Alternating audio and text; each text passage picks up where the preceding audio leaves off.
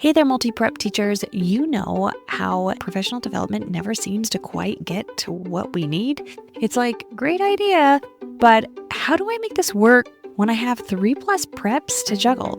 That's exactly why I created the Simplify Your Preps Collective. It's a free Facebook group built just for teachers like you, where we share tips, resources, and real talk about making multi-prep teaching less overwhelming and more doable.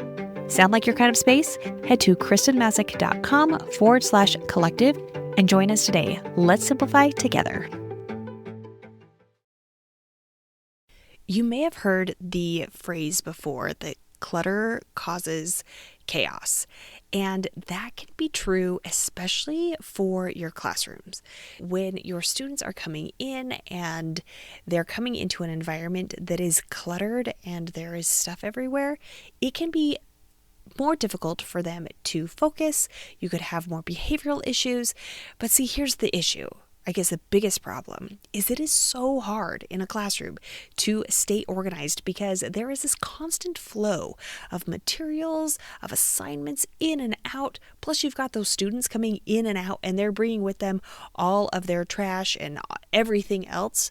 So today we're going to be talking about how you can quickly tidy up your classroom space, but I'm also going to give you a little bit of insight if you would like to go a little bit more in depth, if you're really feeling that spring cleaning bug, to get your classroom organized and tidy so that you can remove that chaos and that clutter from your space. Welcome to the Secondary Teacher Podcast, the podcast for middle and high school teachers juggling multiple preps to get the strategies to reduce overwhelm so that you don't have to choose between being an effective teacher and prioritizing important relationships.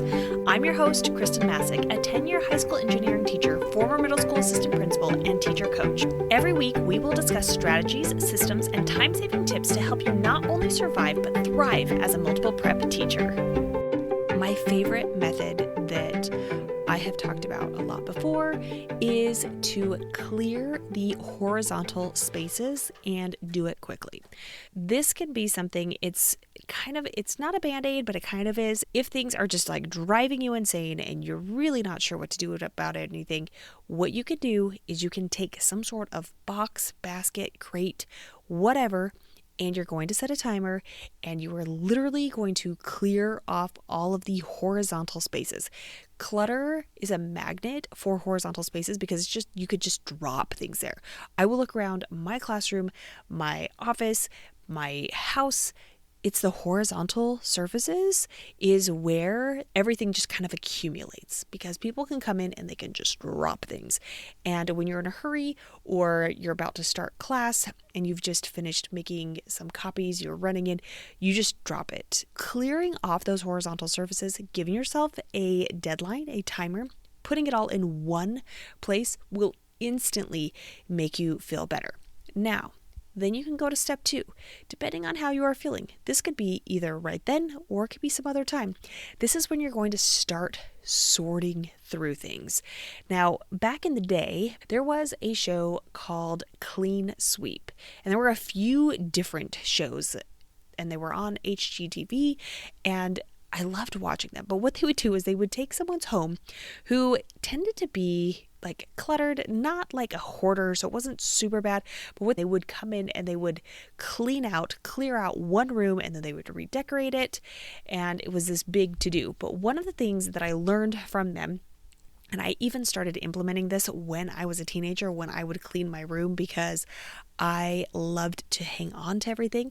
And the first time that I tried this strategy, it worked and pretty much just changed my life. And then using this same strategy with my classroom has really helped out, especially because I had inherited a classroom from a teacher who had been teaching for 15, 20 years and had lovingly collected everything from industry that they were tossing out and wanted to use it for his drafting students. I had enough things to pretty much make a drafting museum when I first started teaching. How this works is you're going to do piles.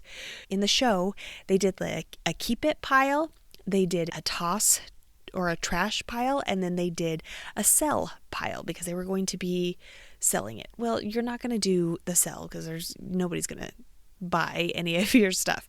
Really, what you're going to be doing is you're coming up with a keep and a toss. And now I have watched this show so many times, I realized this is what happens every single time. More likely than not, you're going to have a lot of stuff in keep. Everyone wants to keep everything because it's all going to seem valuable. But here are some things, especially when it comes to your things that are cluttering your classroom, that I want you to think about. Is it digital? Do you have a digital copy of this thing that you're wanting to keep? More likely than not, it's papers. Do you? If you already have a digital copy, there is no reason for you to save a hard copy. You can move that to the trash. Is it a student project that is not an exemplar? That would be trash. Now, even if it is an exemplar, you may want to think about the space that you have available, and could you digitize what this is? Could you take a simple photo and make it digital, and then when you are showing your students this exemplar, you can just put it on a screen or put it in your LMS so students can have access on their own devices. You may not need to keep it. The other thing is there are always going to be some things that you are just not sure where they're going to go. I'm giving you permission. This is not a forever home, but you are going to have a temporary location that can be the I don't know where this goes. This does not have a home. I'm not sure if it needs a home. Here you're going to put there.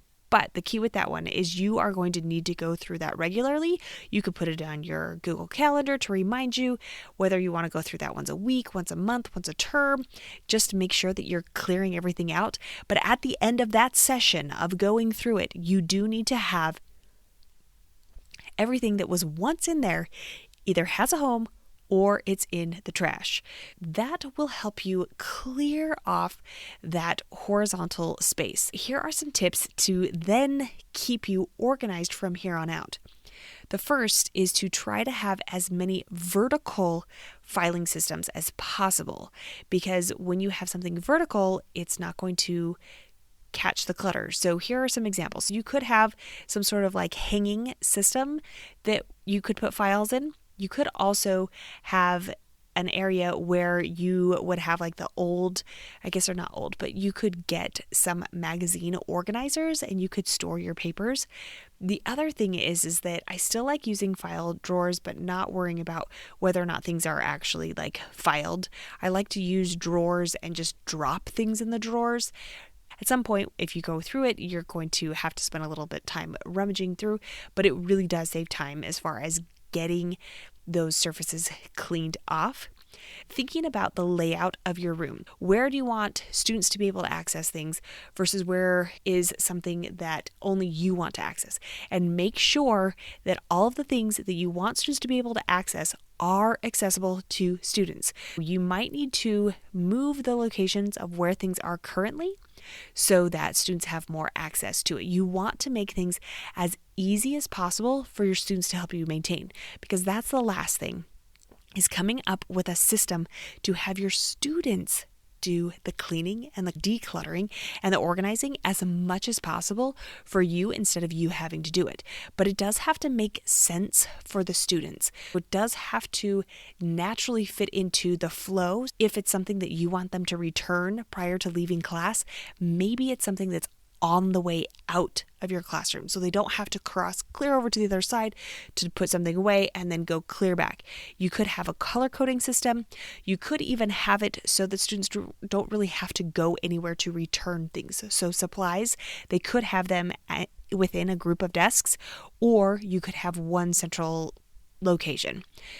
Also think about how you're organizing that. You want it to be as simple and easy to put things back without really having to think about it. So one thing that I've noticed is with my own students, if I had labels with the words, reading was taking them too much time. And I know that they are high school students and they should know how to read, but quite honestly, it just takes too much time. They want simple. Having pictures of the items, the materials on there, made it so my students were more likely to put things away. It blew my mind when I figured this out, because I thought that was really elementary, but it really did serve me and my students because I was starting to have a clean room. Kids were putting things away. Okay, So let's do a recap of what we talked about today. The first thing, if you just have a few minutes, 5 minutes, and you want to declutter, the quickest way is to clear all of your horizontal surfaces. If you decide to then go through everything that you cleared, you are going to need to decide what needs to be kept and filed some way and what needs to be thrown away. And really go through that keep pile a few different times to make sure that there isn't a way for you to digitize it so that you can ultimately throw it away. Then you need to come up with some sort of systems that will help you and your students get your classroom clean on a more regular basis. And so utilizing systems that make it super, super simple for your students to do the work for you will save you a ton of time. We talked about color coding. We talked about classroom layout. We also talked about using images to help remind students of where materials go. Your homework today is to try clearing off your horizontal surfaces sometime during the day. Set a timer for 5 minutes. See how you feel after you get all those horizontal surfaces cleaned, cleared, and organized, and try to repeat that as often as you can from here until the end of the school year. If you found this episode helpful, it could be for others. The best way to get other teachers like you to find this podcast is by writing a review or rating on Apple Podcasts so that other teachers can find this podcast when they are doing their search. You can also spread the word about this on Instagram by taking a screenshot and tagging me at Kristen Masick, KRISTENMASSIC. Until next week.